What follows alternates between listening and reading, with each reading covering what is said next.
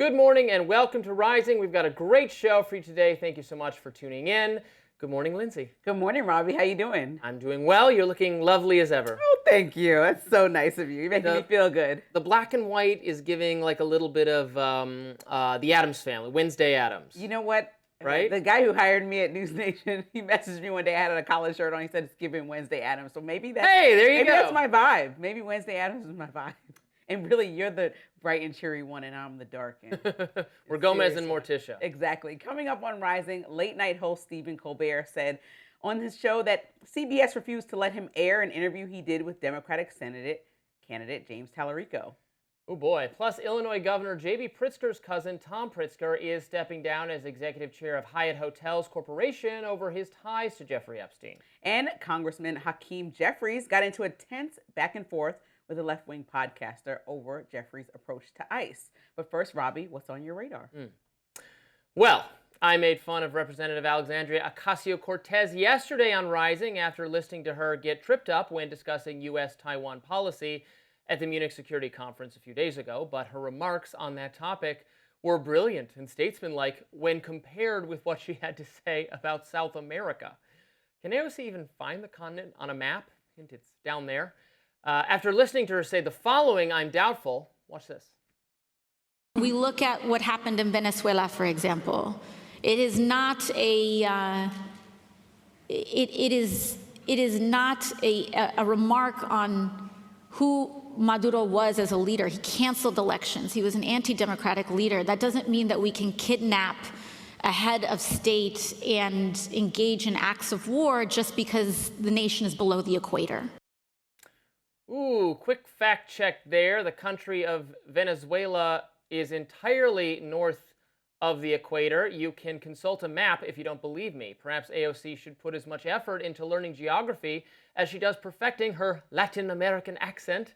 I'm envious of those rolled R's, to be sure, but I'd like a possible presidential contender to know even basic facts about the areas of the world she's discussing. But honestly, the Venezuela gaffe was not as significant as this next one, more troubling than a mere geography blunder. AOC doesn't appear to understand the history of the Americas and the role that European colonization played in it. Watch this misinformed criticism she made of Secretary of State Marco Rubio's remarks on the origins of cowboy culture. Marco Rubio's speech was a pure appeal to Western culture. My favorite part was when he said that American cowboys came from Spain. I thought they came from Winnetou, but I believe the Mexicans and descendants of African enslaved peoples would like to have a word on that. What? Spain is absolutely the originator of cowboy culture, not enslaved African persons. It was the Europeans who reintroduced horses to the Americas after they had died out thousands of years before. In South America, that was the Spanish conquistadors. The vaqueros, Mexican cowboys, sorry, I can't pronounce it as accurately as AOC, they had distinct Spanish influences, and that influence spread up through Texas to the American Southwest. That's what happened. Sorry. It's disconcerting that AOC would go to Europe and then minimize the achievements and contributions of Europeans to American culture. I'm also troubled that the Europeans in the room laughed along with her. Do they want their own culture erased? Is that what progressive leftism, the ideology of AOC, the one she wants to install over all of us, is that what it seeks to achieve? I was assured by liberal Democrats that President Trump and Vice President Vance, who are the ones offending Europeans all the time and damaging the U.S.-Europe relationship by downplaying the significance of it. But AOC is downplaying our shared history in service of uplifting a false narrative about Native and marginalized peoples, I suppose, which is ultimately the end game of cultural leftism, historical revisionism in the service of identity politics. But thank goodness we had Rubio over there setting everybody straight. Maybe he could offer to tutor AOC in Latin American history and geography. I hear he doesn't have quite enough jobs to do yet. He does have 1,000 jobs. So, look, I wouldn't be too harsh on her for just the Venezuela thing. You know, it's a little bit like when Tucker challenged Ted Cruz, what's the exact population of Iran? Okay, whatever. But the other part of it is significant.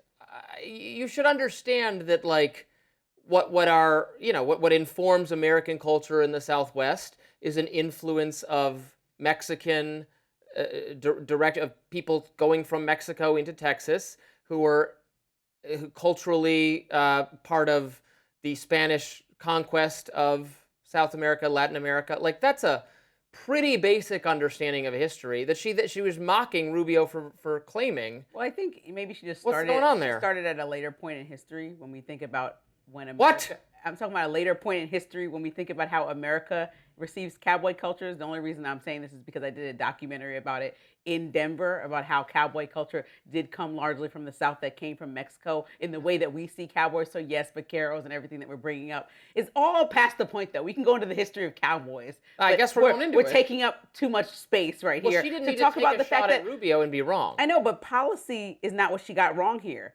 Facts is what she got wrong here about the equator location and about cowboy history. The real thing and the real nervousness, I believe, that's coming from all the criticism of her, because usually when somebody's highly criticized, it means the spotlight is on them, is that she went to this international conference and looked to a lot of people quite presidential. And so what we really should be talking about is the distinct difference of policy that she's offering as opposed to who could be her contender, Marco Rubio, in the next presidential election. They both were laying out a vastly different plans for international experiences in America and how we deal with the international community. And I think that that is the bigger conversation coming out of here, as opposed to if she thinks it's right below the equator, right above it. I mean, it's literally right on the equator. Okay, so but I just don't understand why everybody wants to be so wrapped up in. Let me tell you why this is, I think, actually quite important. And the reason for that is, well, one, she started with him. You've been telling me that Trump and Vance are harming our relationship with Europe. How does it not harm our relationship with Europe to minimize their contributions to the American project?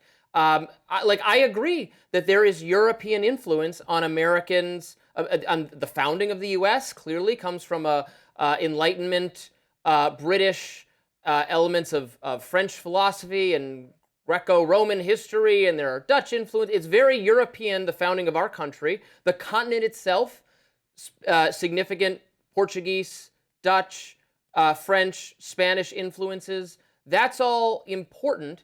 And she was trying to erase that.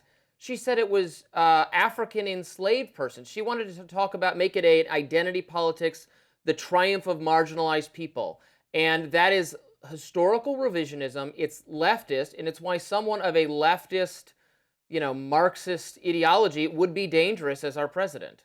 Well, I think both things can be true, right? We know that there were a ton of black cowboys, at least I do from the documentary I produced in Denver, that were completely erased out of the conversation, that had a large part to do with how cowboy culture is viewed by Mexican, Hispanic. I'm not saying fair. Yeah, no, I know. Black people can't be cowboys, no, I know. obviously. I'm saying that she is pointing to that, and she got it wrong. She's forgetting to include the history before that. She's talking about directly in our country. But when I think about what AOC is doing and being there on the global stage, is she really harming the relationship by that comment more than we are threatening Greenland, or by taxing and tariffing our counterparts and friends to death?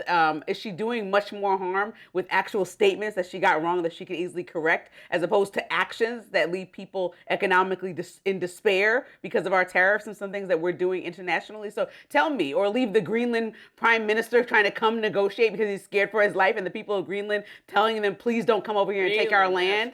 I'm just saying, this is what we're doing internationally, and versus what she's saying. I don't think the president should make light of the shared. I'm for European cultural recognition of the import. So you want her to apologize? Culture has had on the U.S. and correct herself. I just want her to do some tutoring, get some tutoring lessons from Marco, and then it'll be fine. So you don't want to talk about anything about her idea for the working class and the things that she said over there? Well, those are bad ideas. Had merit. You can go back and listen to what we talked about yesterday. What she had to say about Taiwan and other things. I also don't like her solutions, but I think the reason I don't like her solutions is they're following from a place of historical illiteracy. Not historic, her level of illiteracy, it's historical. More names revealed in the Epstein files, the latest big name to resign over his connection to the disgraced financier. We'll tell you who that is. Stay with us. Tom Pritzker, who's a cousin of Illinois Governor J.B. Pritzker and executive chair of Hyatt Hotels, resigned from his position Monday over his apparent connection to Jeffrey Epstein. So far, Pritzker has not been accused of any wrongdoing, but files released by the DOJ show he kept in close contact with Epstein for several years after the disgraced financier's 2008 plea deal. He's one of several businessmen named in the 3 million documents released so far by the Justice Department. In one email sent in 2018, Pritzker apparently helped facilitate travel to Asia for one of Epstein's partners, who told Pritzker they were trying to, quote, find a new girlfriend for Jeffrey. In another email in 2010, Epstein wrote to Pritzker, "The girl from Romania that you met at my house is currently living in London. Can we see if there's a starting position in any of the hotels?" To which he responded, "Have her send me a resume. I can have her interviewed. No idea if they are hiring." Pritzker has served as chair of Hyatt Hotels since 2004, but announced that he would not be seeking re-election. In May, writing to his company's board, quote, "Good stewardship also means protecting Hyatt, particularly in the context of my association with Jeffrey Epstein and Ghislaine Maxwell, which I deeply regret. I exercised terrible judgment in maintaining contact with them, and there's no excuse for failing to distance myself sooner." Pritzker's resignation comes as other names are surfacing from the Epstein files as well. CBS reports ambassador and Trump confidant Tom Barrack also kept in regular contact with Epstein for years. Meanwhile, Attorney General Pam Bondi released a list of 300 politicians and prominent people whose names appeared in the files. Some of those names include politicians like President Trump, the Obamas, Kamala Harris, Nancy Pelosi, and Hakeem Jeffries, billionaires, actors, artists, Mark Zuckerberg, Elon Musk, Woody Allen, Robert De Niro, Bono, Beyonce, basically everyone. It's important to note these inclusions don't imply direct contact with Epstein, nor does it mean they did anything wrong. But as more names are revealed, some appear to be seeing patterns of wealth and power. Representative Ro Khanna, who has championed the release of the files, writing on X, quote, "And you wonder why the Epstein class is going after me and Thomas Massie. Look at how many people we are exposing. Is anyone keeping a list of powerful people in the U.S. and around the world already being investigated?" And called out. Called out for what? Thomas Massie told your colleague at Reason in that video interview that he, don't be surprised if he's like fearful, I'm paraphrasing, but fearful for his life because of some of the things that being a drama queen. I'm just telling you what someone who you usually champion I said to your colleague. I'm just telling you. I don't. None of these people are accused of any wrongdoing. Even the Pritzker cousin isn't accused of any wrongdoing either. Resigning over what? Okay, let me tell you how private companies work, right? Which Hyatt is, right? They can not have somebody associated with them that decided to associate with somebody who is convicted of solicitation of prostitution of a minor specifically. They can say that you don't belong in our hotel group. And even if they ousted him and he respectfully said he's going to resign because he wanted to save face, he can go. It's okay. You decided, like you said, we're looking back with clear eyes and saying historically how we might have judged Jeffrey Epstein. But this man kept in touch with him through 2018. That's a decade after he was convicted of the things I just said, and 1 year away from being possibly convicted of sex trafficking with minors, which we didn't get to see fully seen through because he died. So this is your friend who's doing this behavior that you know because he was a criminal at the time that you kept associating with him. Those emails that we just read are the girl you met at my house in Asia, the girl from Romania you met at my house in London and wants a job. Like, and he said, and Pritzker said, well, have her send a resume, she can be interviewed. That's not an inappropriate thing. Well, girls at Epstein's house who was convicted of solicitation of prostitution of a minor and getting them jobs does not look right. And then somebody should know that years after he's convicted of these crimes. So if he doesn't work somewhere, you always talk about how private companies, you don't like cancel culture. All right. So social media can do whatever it wants to do, but private companies can as well, like we always discuss. So if he was ousted or he made the big decision, like he made a big decision to keep in contact with Epstein, both of those have consequences, right? So he can leave. I don't understand why he needs to keep his job. People that don't have good moral fiber don't blend well with certain companies. Can we be like realistic for a moment here? How many emails do you respond to in a given day? I must respond to like hundreds. Or to emails and direct messages on Facebook and Instagram and X and group chats and WhatsApp and emails and texts. And literally hundreds of them a day. I Are have any no of them time to do from my creative work. felons? Any of your emails that you're How responding could I? to? Wait, am I How supposed could to you check know? the sex offender registry status of every person who sends me an email saying, "Hey, could you email this person, or would you interview, or would you put me in contact?" I said, "Yes, sure." I'm giving one-word responses to everyone because I'm getting a flood of messages every day, and I'm supposed to keep track of the entanglements of every single person. I've sent a pro forma response of "Sounds good, sure, no, yes, we're hiring, no, we're not." Like, this is unrealistic of people operating at this level. He's been to the man's house, so you would know if your friends go from civilian to felon. Surely you would find out if they went through a whole trial. You wouldn't. You're telling me you would not know that at all? You would be so oblivious to somebody whose house you've been to, spent time with people at his house as they discussed an email over a decade of a friendship. Exchanged, again, responded to questions, queries from people who I say to myself, I don't quite remember who this is. I remember meeting them, but I don't remember who it is. And then later go, oh, that's that person.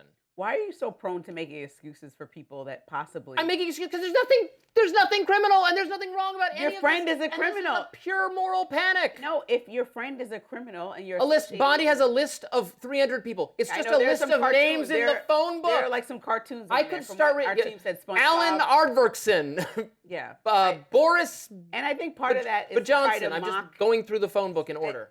Part of that is to try to mock Boris and diminish Johnson some of the claims that actually are substantial here. There are people and victims that we have to remember that actually want real information released by Congress. I don't want to question why they want Congress to release it, why Thomas Massie or Ro Khanna have to be the leaders on this and not the victims. I just think that people actually want answers to understand how many administrations were involved in protecting Epstein and anyone else powerful that may have been exposed if we went through that trial in 2019, but we didn't get an opportunity to see who Epstein would have ratted on because he died. Okay, so there are still people that want answers. You're the only one who's trying to dismiss this. Some of it... I'm the only one who's not susceptible to this pitchfork-wielding mob because I know it's BS. There's nothing to it.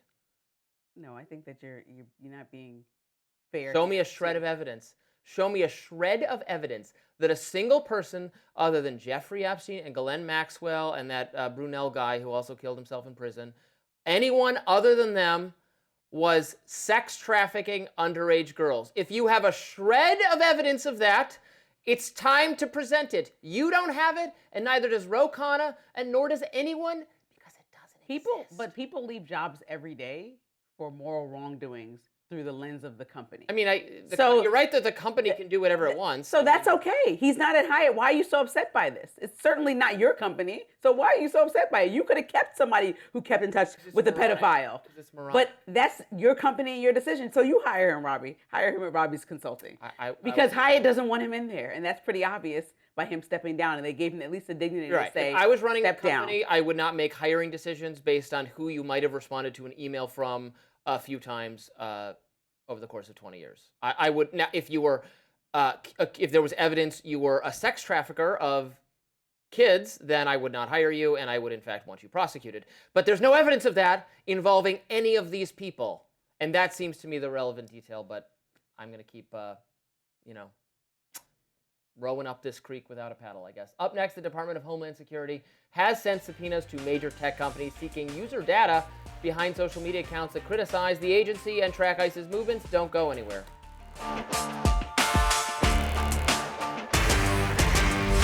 The Department of Homeland Security reportedly sent Google, Meta, Reddit, and other tech companies legal requests to share identifying data behind social media accounts that track ICE operations or criticize the agency. Now, according to the New York Times, Google, Reddit, Discord, and Meta, which owns Facebook and Instagram, have received hundreds of administrative subpoenas. These subpoenas ask for names, email addresses, telephone numbers, among other details. The DHS also required details of any account that does not have a real person's name attached to it. The New York Times reports that Google, Meta, and Reddit complied with some of the requests from the DHS. Now, the Homeland Security Department told the Times it had, quote, broad administrative subpoena authority and that its lawyers argued in court they're seeking information to keep DHS officers safe in the field. A Google spokeswoman said in a statement, quote, we inform users when their accounts have been subpoenaed unless under legal order not to do so or in an exceptional circumstance. We do review every legal demand and we push back against those that are overbroad. People on both sides of the aisle reacted to this.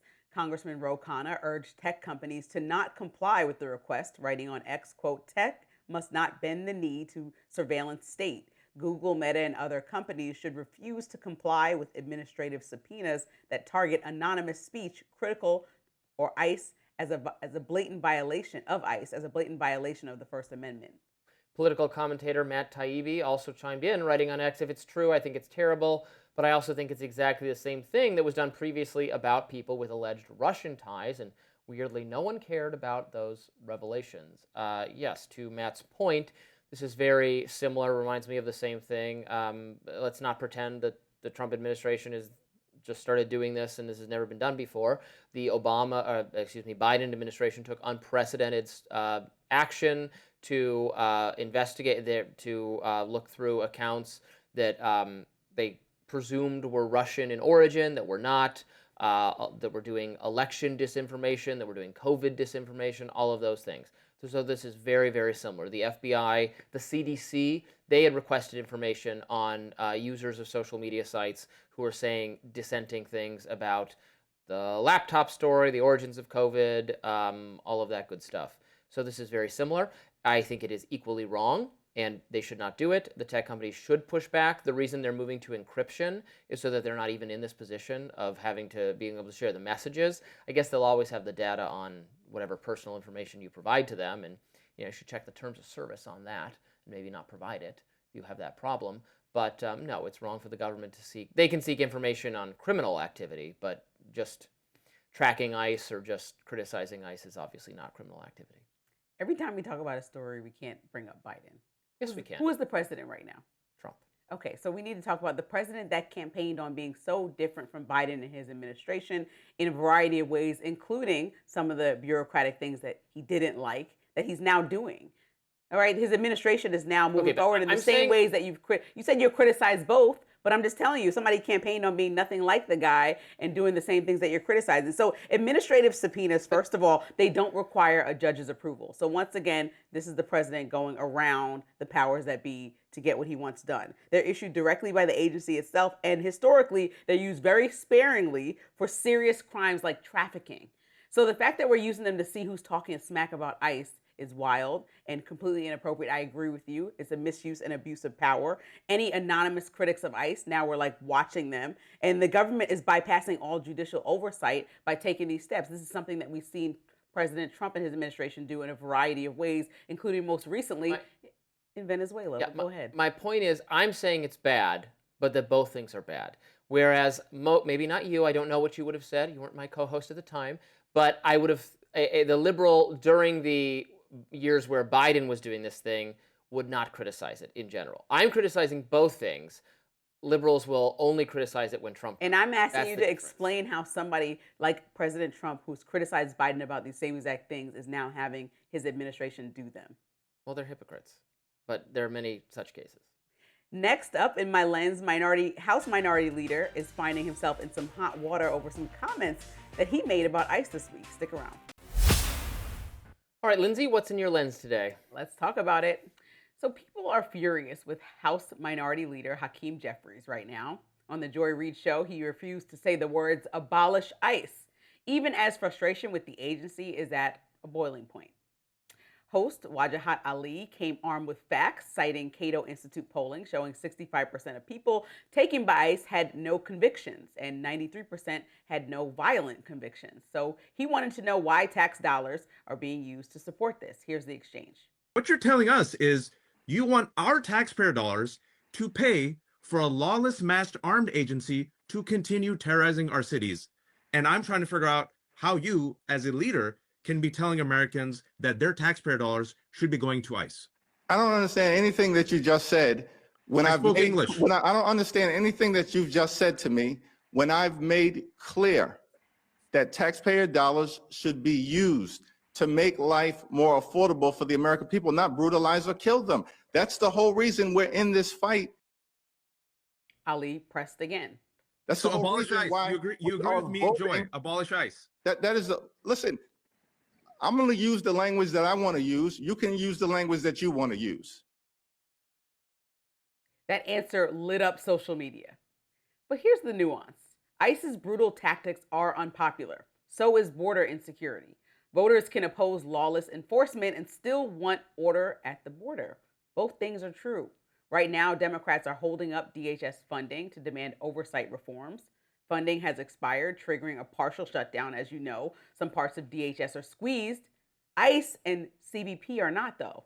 They're flush with funding from last year's One Big Beautiful Bill. So there's a bind Democrats are in. They want to curb ICE's excesses without sounding like they're walking away from enforcement altogether.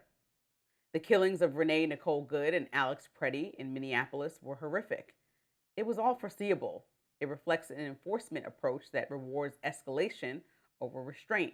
And yes, moments like that make people demand dramatic action. But slogans and strategy are not the same thing.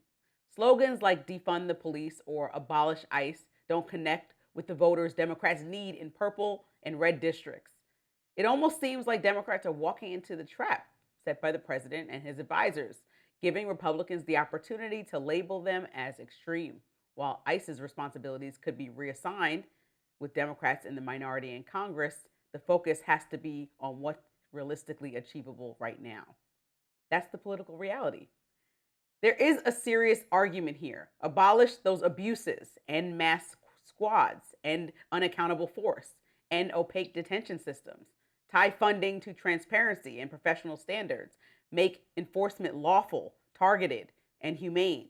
That's not softness, that is governance. Americans want accountability without cruelty, enforcement without lawlessness, a system that works and respects rights. The question isn't whether ICE should exist in theory, it's whether it can operate within the bounds of the law and public trust. And if Democrats want to win the power to change it, they have to make that case carefully and convincingly to the country they're trying to lead. Well, I don't know if Hakeem Jeffries is the man for the job. You seem to think so. I mean, a lot of people have criticized him, Chuck Schumer, as, not being bold enough and taking firm stances. I think they're trying to straddle. A lot of people, Democrats, they hate their leadership. Well, yeah, I think they're trying to straddle what the party looks like to them historically versus what it looks like the party is doing by itself. And so that would require probably more on ears to the ground, listening to people, because we looked at Mamdani, but remember Hakeem Jeffries was one of the last people to endorse Mamdani. That's not his type of Democrat or politics, is what he said without saying it. And so somebody like Mamdani probably would be all over the abolish ICE conversation, maybe hesitatingly because he brought up defund the police and now kind of walked that back. But I think that there's a careful way to acknowledge what people are saying about what they want to actually abolish is that ICE breaking the law in any way or unlawful behavior that's not criticized. They're always trying to sanitize slogans that to me are very simple. When people say abolish ICE, I think they want to eliminate immigration enforcement. I think they want no enforcement of immigration. That can't be true to you because like we talked about, under Obama, the immigration was enforced probably more heavily than under President Trump. And he was one of the most celebrated Democrats of all. No, he still is. I don't know many left people that hate Obama right now. You don't know many left people. No, I think the majority still really likes Obama and thought that he was a great president. From my perspective, I don't know. Maybe we're in two totally different circles. Of left people still enjoy Obama. Do right people all of a sudden love him? I'm confused. No. Moderate, like liberal elites love Obama. I'm not talking about liberal. I'm meaning people of the left. You talking about like Bernie Sanders doesn't like Obama? Well, Bernie Sanders is a savvy political leader, but I mean like commentators on the left. Savvy is the exact word I want to a lot of them on this show. We used to cater to that perspective more because we had more viewers watching of that ideological bent. So I learned a lot about them despite not having much in common with them. They do not like Obama. Well, I'm one of those people who completely disagree. Okay. Not going to hear a bad word about Obama from me at all. Okay. Not once. Period. So we just disagree, but that's the variety. All the drama in MAGA, I'm sure you can have one person that enjoys Obama and several people that don't, right? There's a variety of different thoughts and processes, but it's really about the policy. And so the party's also moved further to the left since the Obama years. Well, that's why I said that. Much further. That's what I think. But we have people that are rising stars, like Gavin Newsom is considered a rising star in the party that's trying to play the middle, trying to talk with Republicans actively on his podcast and be somebody who's seen as level-headed. Then we have a rising star like Mamdani who's not running for president, but AOC who might run for president, who is just like Mamdani. It'd be a lot of fun to watch her. So this is going to be interesting. Walk to the nomination getting no pushback whatsoever from Democratic primary voters because that's actually what they want.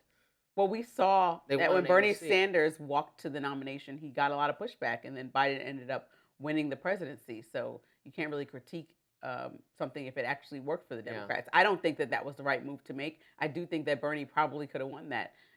But no one believed that I type think of Bernie policy. could have won in 2016. Yeah, in 2016. He did. Not sure about 2020. In 2016 is what I'm talking Yeah. about. Oh, no, again, no, I think he could have won in 2020. I don't know about that. In 2016, I think he would have won. It was just Michigan, Pennsylvania. He had stronger support than Hillary in those states. 2020 is messier. I don't know.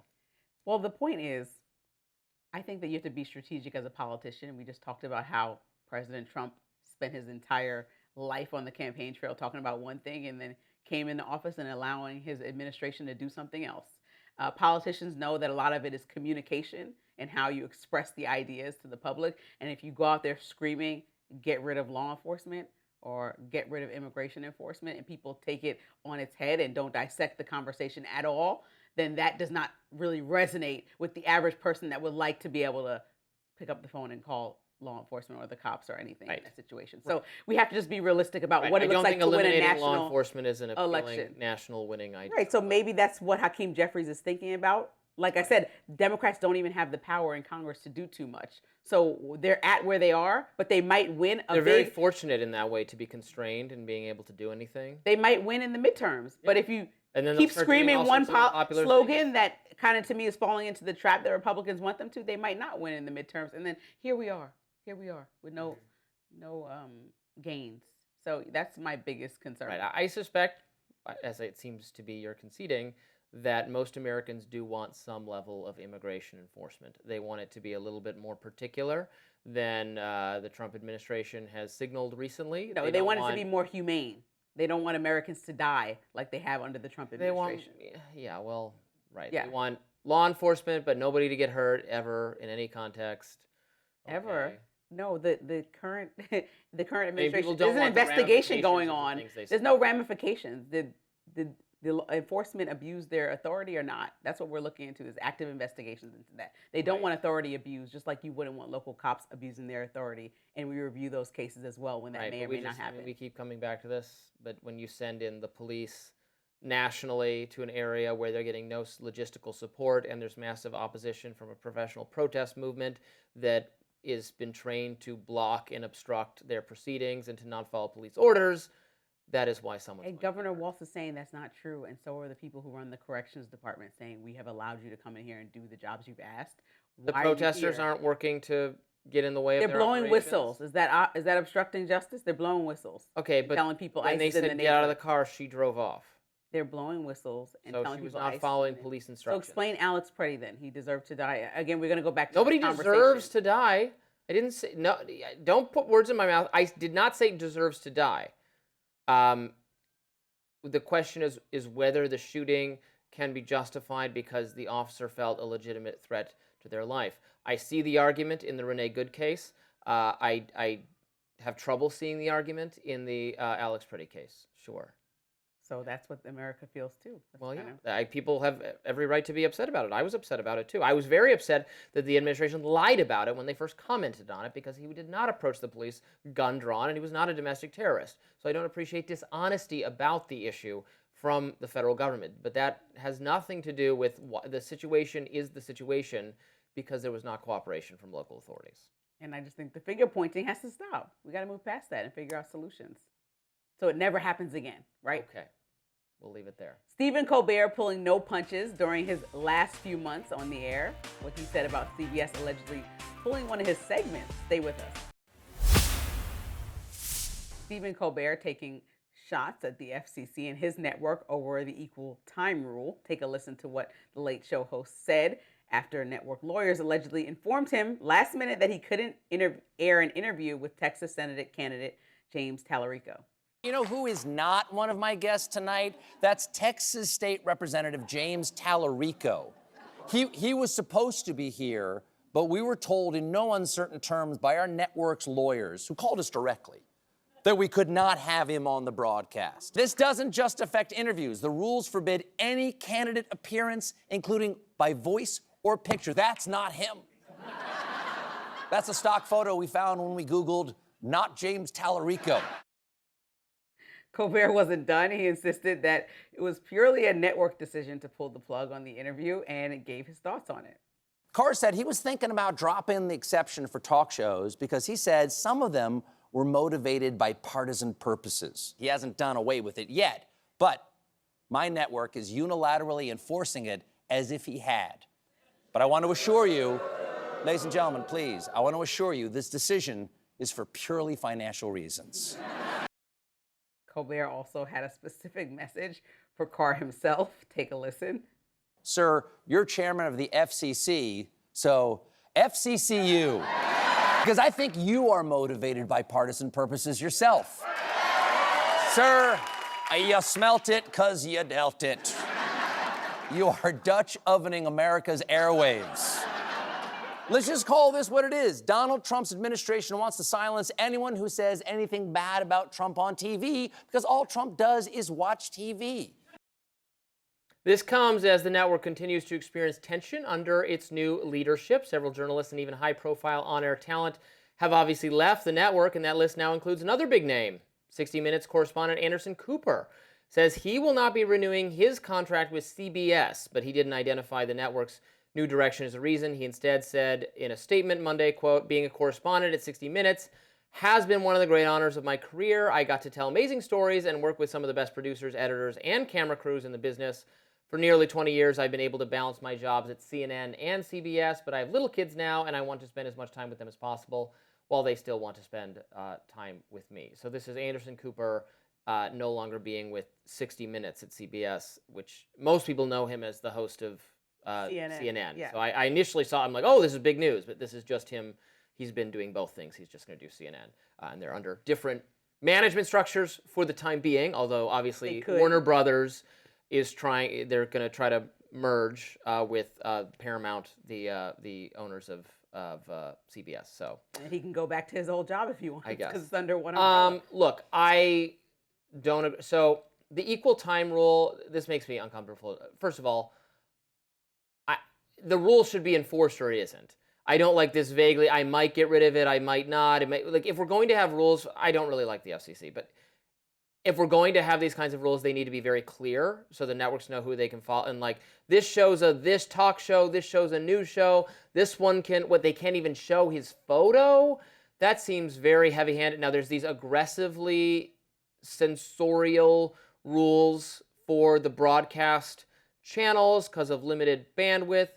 But it also, so this Talarico interview did air. It just aired on YouTube and on social media, which is where most people are watching news anyway. So it increasingly seems very antiquated to me that there are these very precise news opinion distinctions, what you can say, equal time, very heavy-handed government-mandated rules for the platform that is falling and collapsing, that fewer and fewer people are going to watch, whereas YouTube is the wild, wild west, and that's a good thing.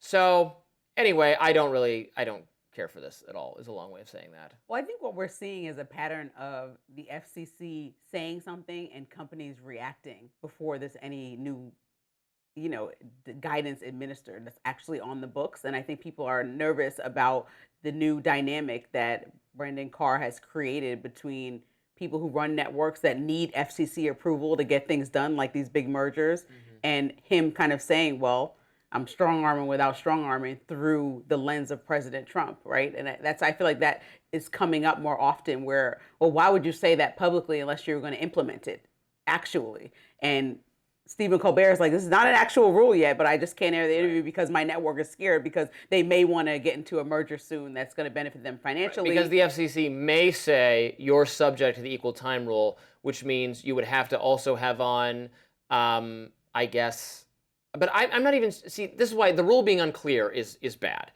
Right. Does that mean he has to have on Jasmine Crockett because that's the competitor in the primary? Or is it they have to have on Ken Paxton and Cornyn or whoever wins that conflict? Or do they wait till that's resolved and then they have to have him on? This is why I don't understand. Like, Talarico is not yet a candidate running against the Republican because they haven't decided it yet. So the lack of clarity on that aspect of the rules, to me and to CBS, it seems utterly absurd. And I think that when they bring people on, a lot of these shows, The View, Late Show, what have you, you're finding the people that are most in the news to have newsworthy conversations. So Talarico has recently beat out Jasmine Crockett in the polls, even though she saw a huge surge a couple months ago or a couple weeks ago. And so it's worth talking about. What changed? What are Texas voters feeling? Is there a chance that a Democrat could win this type of election in Texas? We haven't seen that in modern history. So we want to really have these dialogues about, oh, what can change? I mean, I'm guessing the Trump administration doesn't want Talarico to be the candidate. I'm reading between the lines. They want Jasmine Crockett to be the candidate because they think will be more easily beaten. So they don't want positive interviews of James Talarico where he'll be unchallenged and he'll look good. And the FCC probably shouldn't be in that. I mean, definitely shouldn't be in that conversation at all.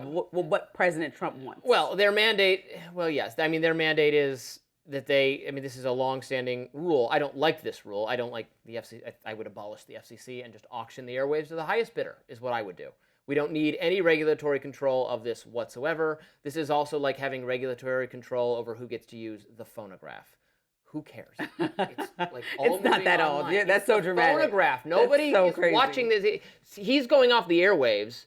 Colbert is. Yes. Not because they're censoring him at the government, but because his show doesn't make any money because nobody cares about late night anymore. My mom watches that show all the time. Well, and that's very nice for her, but people are getting their news and information elsewhere. YouTube has won. I don't know how many more times I have to say that. So it doesn't matter, but because it doesn't matter, that also makes it seem very silly to be enforcing this. And this is interesting about Anderson Cooper. We have to go, but he has a 3- and a 4-year-old, so I totally get it from that perspective. That's really why he's leaving, but we can't forget to mention the whole Barry Weiss thing. That could also be the reason why he's leaving. Working at CNN and having Barry Weiss as your other boss might be a little bit much. There's reporting behind the scenes about tensions there, but who knows? You let media people gossip anonymously about their workplaces. Trust me, they will complain and complain and complain and complain, and you can drum up any narrative you want. Next up, California Governor Gavin Newsom may have 2028 backing from a very prominent Democrat. Very prominent. Stick with us. We'll tell you who.